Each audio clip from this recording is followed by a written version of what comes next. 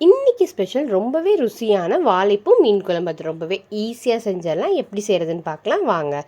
வாழைப்பூக்களை பொரிச்சு எடுக்க போகிறோம். அதுக்காக ஒரு பவுலில் கடலை மாவு, அரிசி மாவு, மிளகு, மிளகாய்த்தூள், உப்பு இது எல்லாத்தையும் சேர்த்து நல்லா மிக்ஸ் பண்ணி விட்டுட்டு கொஞ்சமாக தண்ணியும் சேர்த்து நம்ம இதை வந்து பச்சி மாதிரி போட்டு எடுக்க போகிறோம். ஸோ அதுக்கான பதம் கொண்டு வந்துட்டு இந்த மாதிரி வாழைப்பூக்களையும் போட்டு ஃபுல்லாக மிக்ஸ் பண்ணி ஒரு அரை மணி நேரம் வச்சுருங்க.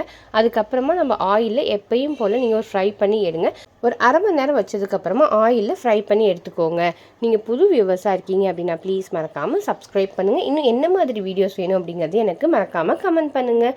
ஸோ இதை எடுத்து தனியாக வச்சுருங்க. அதுக்கப்புறம் நம்ம தாளிக்க போகிறோம். அதுக்கு ஒரு பேனில் ஆயில் சேர்த்துக்கோங்க. வெந்தயம், கடுகு, கருவேப்பிலை, பூண்டு, சின்ன வெங்காயம் எல்லாத்தையும் சேர்த்து நல்லா வதக்குங்க. சின்ன வெங்காயம் கலர் சேஞ்ச் ஆனதுக்கப்புறமா புளித்தண்ணி சேர்த்திடுங்க. இது கூட நம்ம வந்து ஒரு பேஸ்ட் சேர்த்த போகிறோம். அதுக்கு வந்து சின்ன வெங்காயம், பூண்டு, கறிவேப்பிலை, சோம்பு கொஞ்சமாக சேர்த்திக்கோங்க. அது கூடவே தேங்காய் சேர்த்துட்டு மிளகாய்த்தூள், மல்லித்தூள், மஞ்சள் தூள், கொஞ்சமாக சால்ட்டு, தக்காளி அது எல்லாத்தையும் அரைச்சி நம்ம இதில் சேர்த்திடணும். ஸோ சேர்த்துட்டு நல்லா மிக்ஸ் பண்ணி விடுங்க. நல்லா வந்து அதில் கொதி வரணும். தண்ணி பத்தாத மாதிரி ரொம்ப கெட்டியாக இருந்துச்சுன்னா கொஞ்சமாக தண்ணியும் சேர்த்திக்கோங்க. இப்போ நல்லா கொதி வந்து ஆயில் பிரிஞ்சு வரும் பார்த்தீங்களா, அந்த ஸ்டேஜ் வர வரைக்கும் வெயிட் பண்ணுங்கள். அதுக்கப்புறமா நம்ம பொரிச்சு எடுத்து வச்சுருக்கோம் பார்த்தீங்களா வாழைப்பூ, அதையும் போட்டு ஒரு 5 நிமிஷம் வச்சு இறக்குனீங்க அப்படின்னா சூப்பரான வாழைப்பூ மீன் குழம்பு ரெடி. பண்ணுங்க, தேங்க்யூ.